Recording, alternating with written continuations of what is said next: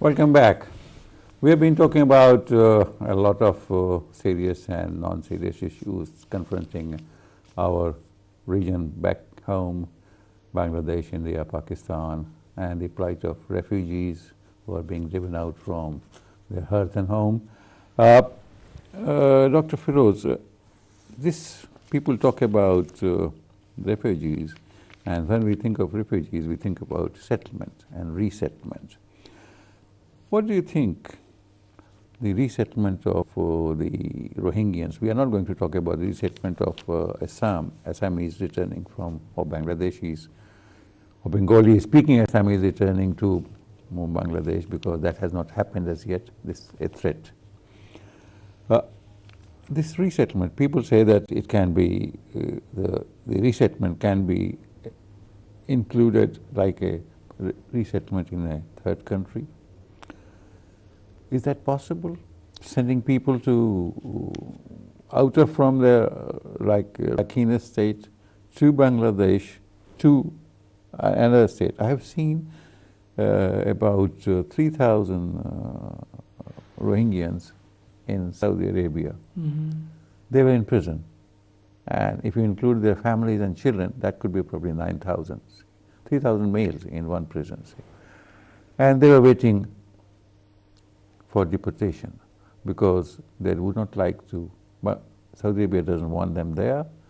They wouldn't like to go back to Burma, they wouldn't like to go back to Bangladesh. Pakistan wanted them, they wouldn't like to go to Pakistan. Their idea was, their attitude was, their probably strategy was that one day Saudi Arabia will accept and then we will settle here. So really the idea of settling the refugees in a third country seems to be a bit far-fetched. Too much a stretch. Why would a third country accept? It is impossible, unthinkable. Mm-hmm. Why it is unthinkable? Actually, I should say it's a death of morality. Mm-hmm. It's a humanitarian issue, death of humanitarian values, in fact. The country where they are born, they are living for generations, hundreds of years. The Rohingya people, they didn't go to that area from Bangladesh. They are born there, they lived there for generations. The country where they are born, they are not accepting them. Who is going to accept them? Suppose you are talking about Gulf states like Saudi Arabia. You see, those who have worked whole life there for 30 years, 40 years, even Saudi Arabia is not going to give them citizenship. Those who have toiled, those doctors, engineers, other professionals, they work there for 30, 40 years, they are not given citizenship to stay there. Yeah. How these Rohingya peoples will be welcomed there? It is unthinkable. You see, the people, the world should come to one common sense. That is the sense of coming to humanity, coming to resurrecting the morality. That is the issue. The morality is dead. We have to resurrect it. Resuscitation of morality. That is the most important issue. If that issue is solved, then these people can go back to their own home, their own land. This is the thing. Look, what happened? This is the failure. This is a disaster of the. But how to resuscitate the humanity and the morality can come up? Who is the guardian? Is United Nations? Is European Union? Is Gulf Cooperative Council? Who is going to? Actually, it's a deeper. It is a philosophical failure. Philosophical failure, human philosophical failure. It's a dehumanization has taken place. The social engineering, political engineering, all these things has happened in such a way that people have been dehumanized. That is the problem, actually. You see, those who are sitting in the UNO, who created Israel? Who created the Palestine issue? They have created.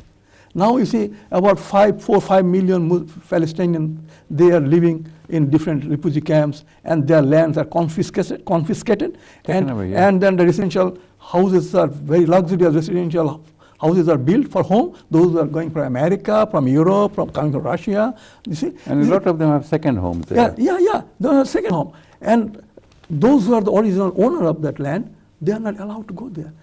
Is it humanity? This is a failure, death of humanity.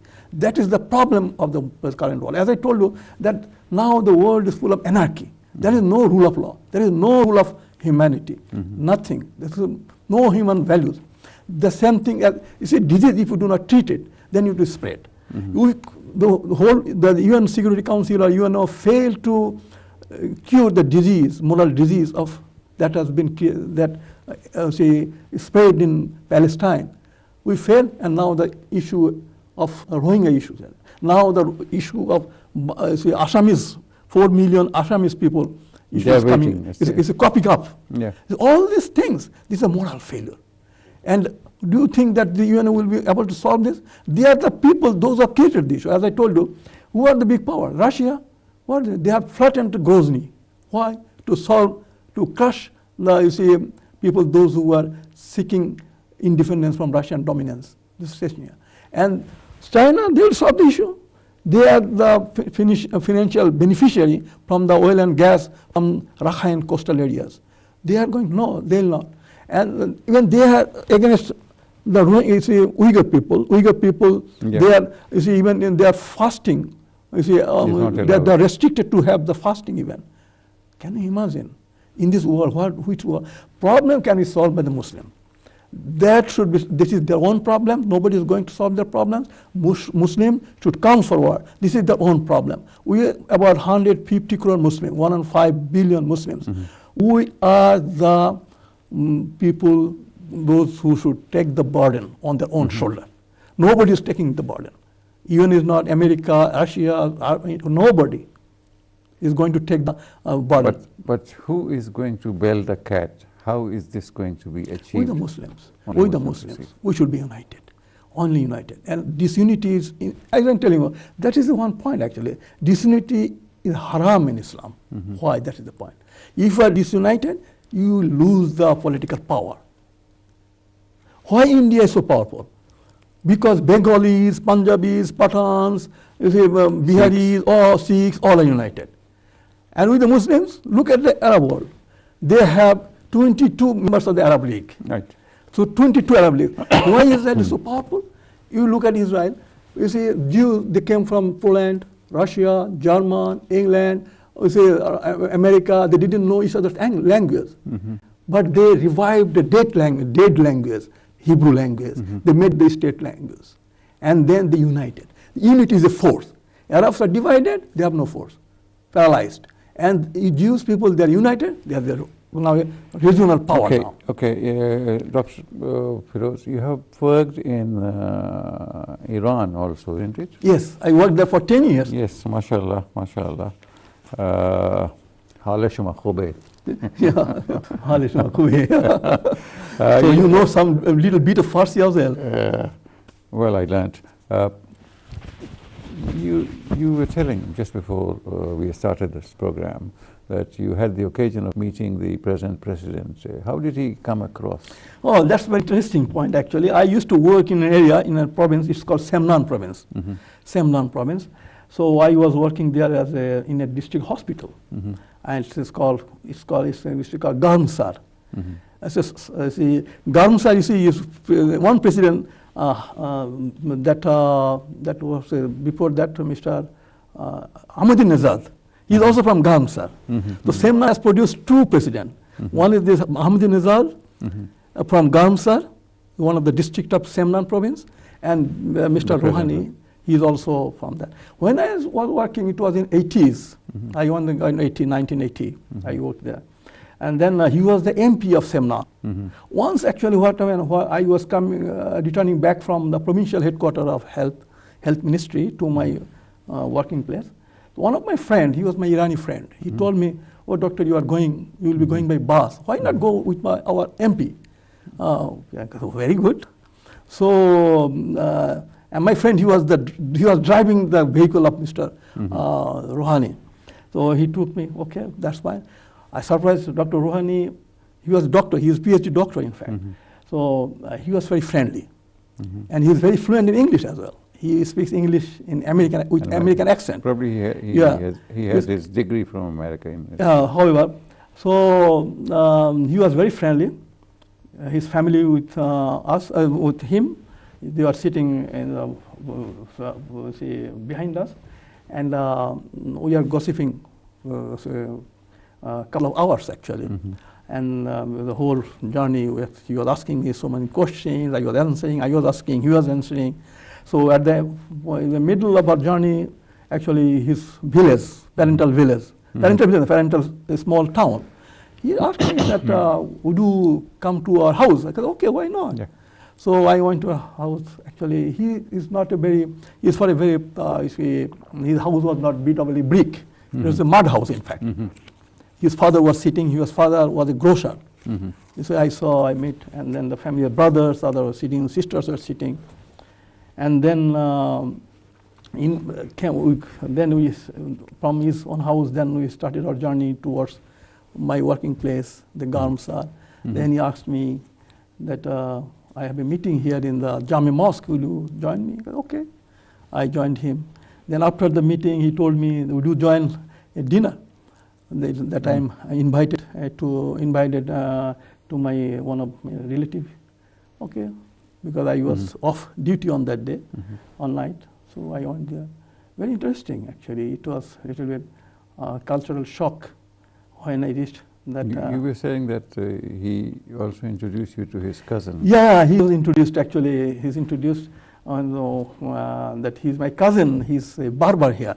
I was a little bit shocked because his cousin, first cousin, he's a barber, and he's invited, and he's going to.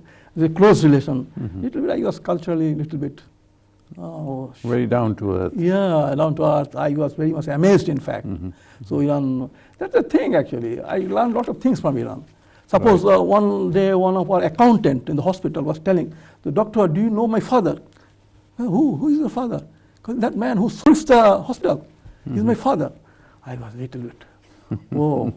Really amazing, in fact. In Bangladesh, you cannot think even. A Muslim doesn't become a barber in Bangladesh. A Muslim doesn't do the sweeping business. Is it done by the lower caste Hindus? The others. That was very. I would like to change the topic here, Sisi. On the subcontinent, there was an election in Pakistan. And somebody who is rather new to politics was elected by the masses. In the context of the politics of the subcontinent, how do you see that, the election of Imran Khan as Prime Minister, the leader of the party? Yeah, actually my view is that I am very positive, actually. I'm a little bit optimistic, rather highly optimistic, actually, because Imran Khan, after Quaid-e-Azam Muhammad Ali Jinnah, he is the second leader in Pakistan who could cross the linguistic border. You see, he is a Pathan. He won election in Khyber Pakhtunkhwa, that is the frontier province. Yeah, he is from there, yes. And he won election there. He won election in Punjab. He got a significant number of seats from Sindh, especially Karachi, the Mahazirs, they also supported him. He got seats in Balochistan. So it's a very, very unique in terms of in Pakistan political spectrum.